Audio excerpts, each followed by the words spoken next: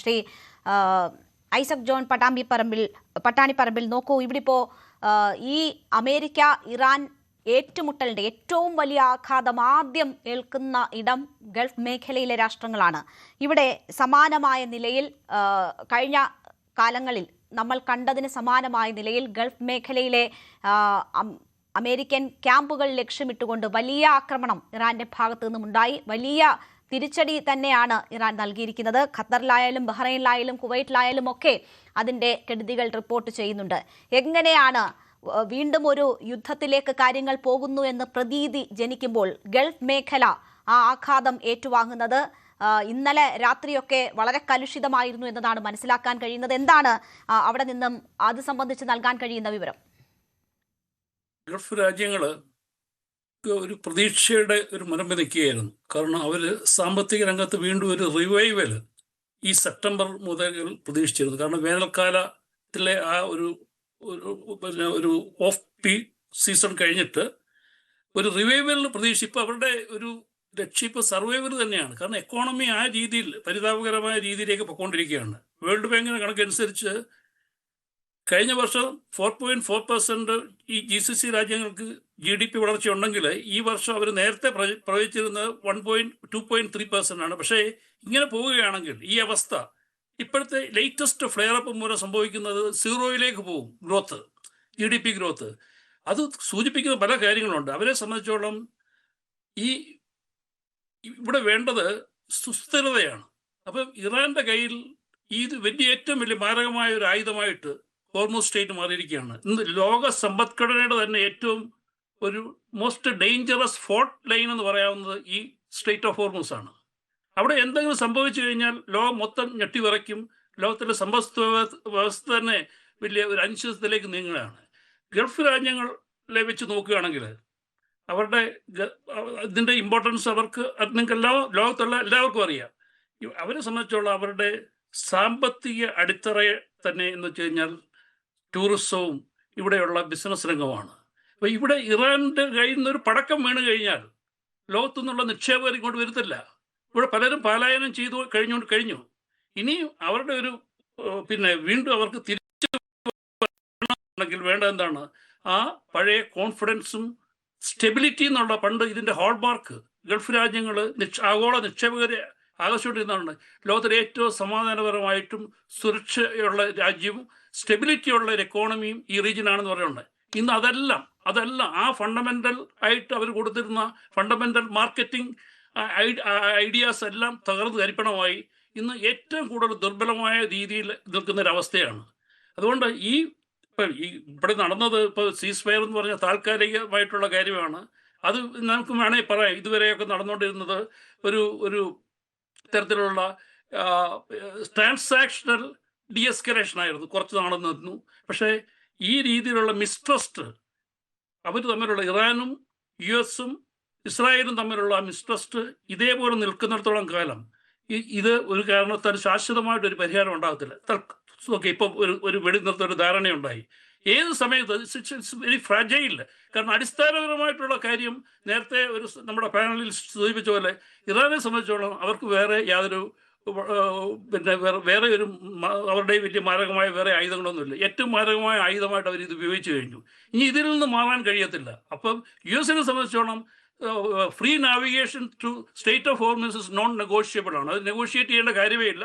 പഴയതുപോലെ അത് നടത്തണം. പക്ഷെ ഇറാന് കിട്ടിയ ഒരു പുതിയ ഒരു കച്ചിത്തുരുമ്പായിട്ട് അവർ കരുതുകയും അപ്പോൾ ഇനി താൽക്കാലികമായിട്ട് ഒരു വെടിനിർത്തൽ വന്നോണ്ട് അതിന് ശാശ്വതമായ പരിഹാരം ഉണ്ടാകത്തില്ല.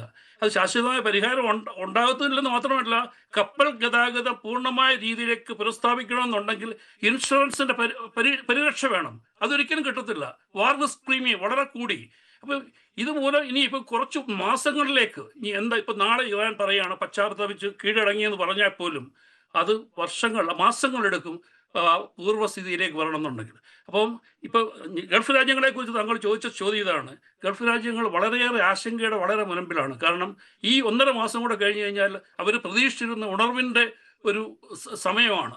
അത് ഇനിയിപ്പം നീണ്ടുപോവുകയാണ്. അങ്ങനെ വരികയാണെങ്കിൽ ഇവിടെയുള്ള പല ആക്ടിവിറ്റീസും നിശ്ചലമാകും.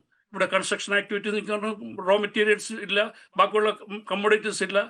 എല്ലാം വരുന്നെന്ന് വെച്ച് അപ്പോൾ ആ ഒരു ഫസ്റ്റ് എന്തുണ്ടാകുന്ന എന്താണ് ഈ സപ്ലൈ ഒരു ഷോക്ക് ഉണ്ടാകുന്നു, സപ്ലൈ ഷോക്ക് ഉണ്ടാകുന്നു. അങ്ങോട്ടും ഇങ്ങോട്ടും ഫിസിക്കലായിട്ടുള്ള കമ്മോഡിറ്റീസും കാര്യങ്ങളും പോകുന്നില്ല, എണ്ണ വാതകങ്ങളും അങ്ങോട്ട് കയറ്റി അയക്കാനൊക്കത്തില്ല. രണ്ടാമത് കാണുന്ന ഫൈനാൻഷ്യൽ ഷോക്കാണ്. ഫൈനാൻഷ്യൽ ഷോക്ക് എന്ന് പറഞ്ഞാൽ ഇവിടെയുള്ള ബിസിനസ് രംഗം, നിക്ഷേപകർ ആരും ഇങ്ങോട്ട് വരുന്നില്ല.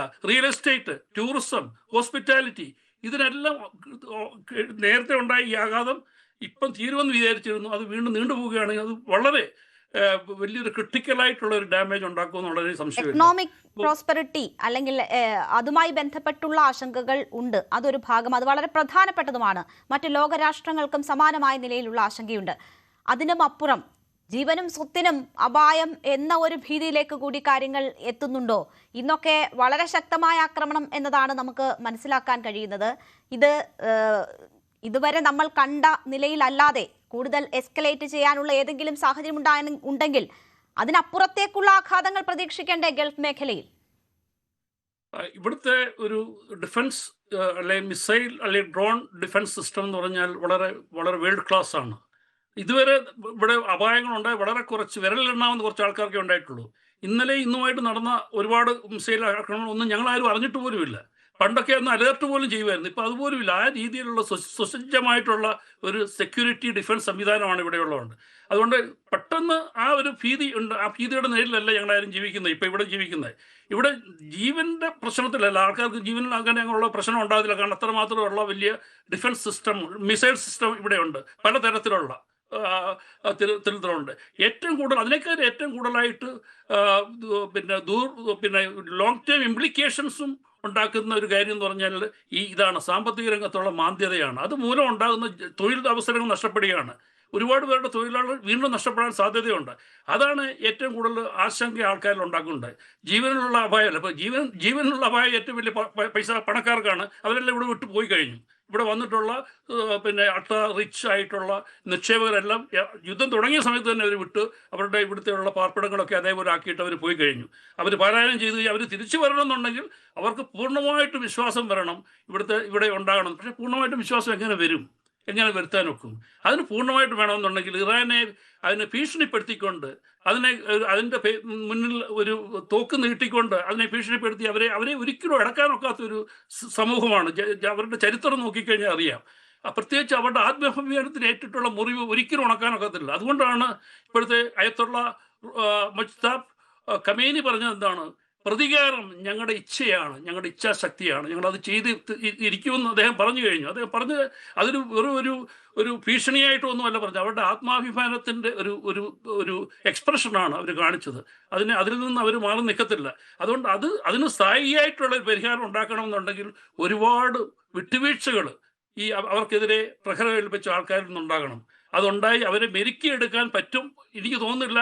പറ്റണമെന്നുണ്ടെങ്കിൽ അത് ഒരുപാട് ത്യാഗങ്ങൾ രണ്ടു കൂട്ടരും എടുക്കണം. അല്ല അവരെ ഒരു ഭീഷണിയുടെ മുൻപിൽ നിർത്തിക്കൊണ്ട് ഇപ്പം വെടി നിർത്തിക്കോ അല്ലെങ്കിൽ ചെയ്യുമെന്ന് പറഞ്ഞു കഴിഞ്ഞാൽ അവർ എല്ലാം നശിച്ചു കഴിഞ്ഞാണ്, ഇനിയൊന്നും നശിക്കാനില്ല, ഞങ്ങൾ പിടിച്ചു നിൽക്കും. അത് പിടിച്ചു നിൽക്കാനുള്ള കരുത്തും ഇച്ഛാശക്തി അവർക്കുണ്ട്. അതാണ് ഇപ്പോഴത്തെ അവസ്ഥ. അതാണ് ശരി. കൂടുതൽ വാർത്തകൾക്ക് News 18 Keralam YouTube channel subscribe ചെയ്യുക.